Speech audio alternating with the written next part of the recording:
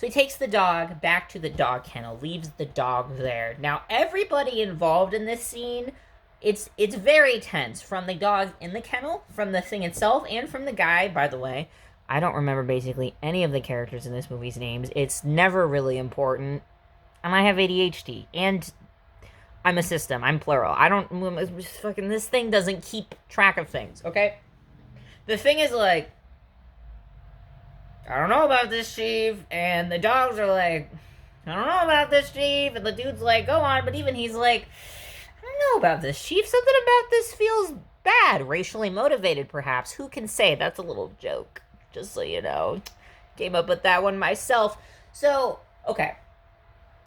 It's not clear what happens first. The thing transforming or the dogs barking at it. Here's my personal interpretation, but I do think this scene is probably the most ambiguous example of what I'm describing. But I do think it's ambiguous, and I think it's ambiguous on purpose. You very purposely do not actually see body horror happen, genuinely, until the dogs have started growling first. And I think this is very intentional by John Carpenter. Very, very intentional. He's a very talented actor. And while I don't want to sit here and say my reading of the thing is what his reading of the thing was, but I do think this scene was intentional because the first shot you get of the thing kind of like making a weird noise and the dog's freaking out, the thing is entirely in shadow. Now, some of you might be saying, well, that's just for the horror of it. This is a scary movie, and while I personally am not very scared of the thing because we would be lovers, but also like I've seen it a million times, and also like it's not a scary movie. It's a horror movie. But it's not really a scary movie, you know? Like, I'm never like, oh, what's gonna happen? A, I already know what happened, but B, like, that's just not the kind of movie it is, okay?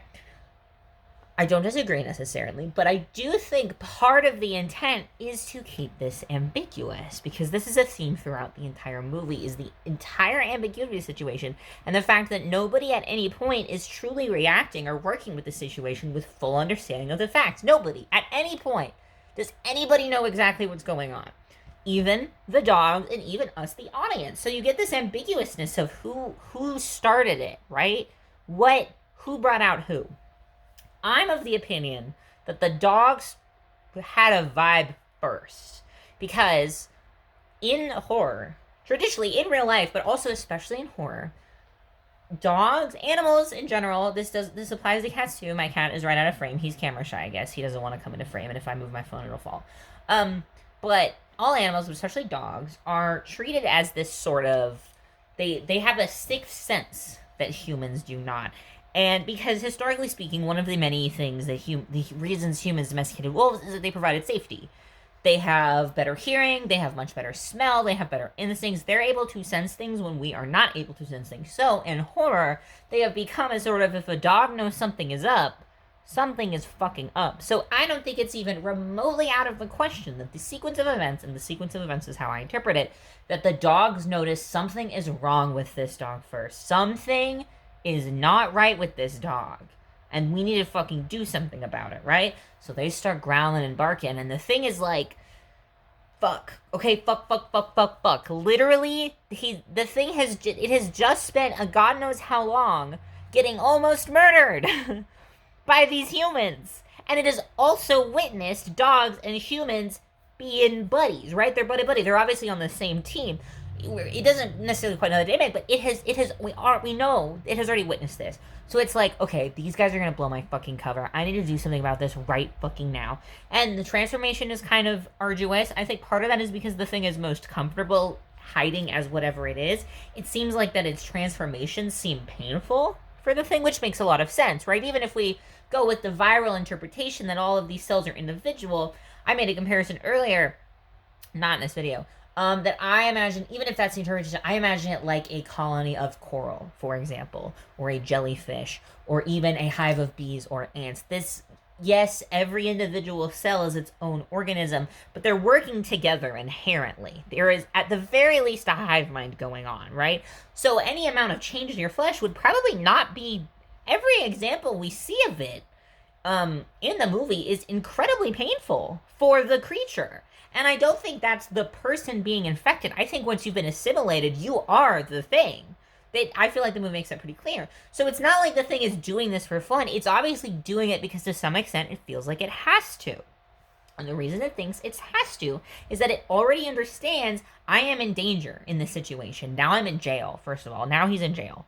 And I am in danger. Nobody and nothing here is safe for me. Why would it try to communicate? You know, especially under fear, and especially this is a completely alien creature.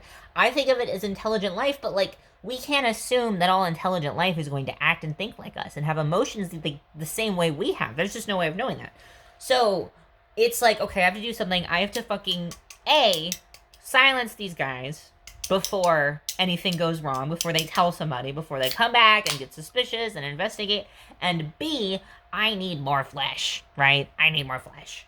I can't fix my spaceship as a dog. So, blah, blah, blah, that's it goes, burn it, blah, blah, blah, with fire, okay? That's really kind of my main scene, my main thinking point. I have a few other specific scenes, but that's sort of the big one. The movie goes on. Now, in my Tumblr post, I mistakenly refer to it as a military research base. And in my defense, the reason I always think that is a lot of the country-specific research expeditions in the Antarctica are often funded, at least in part, by that country's military, for a variety of reasons, not really important. But going there is really expensive, so it's not stated in the movie, but there's probably some U.S. military money involved in the research base of the thing. But the main reason is that MacReady is a vet. He is explicitly a veteran. He's their helicopter guy. His whole vibe is very vet, especially 80s vet. And so coming to that point, he is not just a vet. He is a vet. He's an American vet of the Vietnam War.